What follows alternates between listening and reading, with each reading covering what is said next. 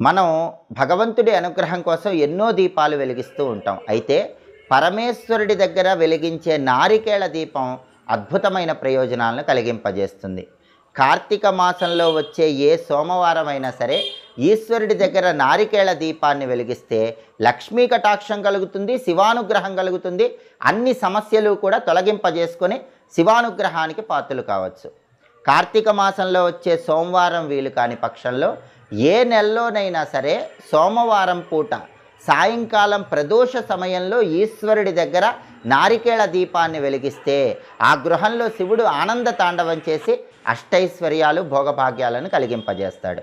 ఈ నారికేళ దీపాన్ని ఎలా వెలిగించాలంటే కార్తీక మాసంలో వచ్చే సోమవారం కానీ లేదా ఏ నెలలో వచ్చే సోమవారం అయినా సరే ప్రదోష కాలంలో సాయంకాలం పూట పరమేశ్వరుడి చిత్రపటానికి గంధం బొట్లు కుంకుమ బొట్లు అలంకరించాలి.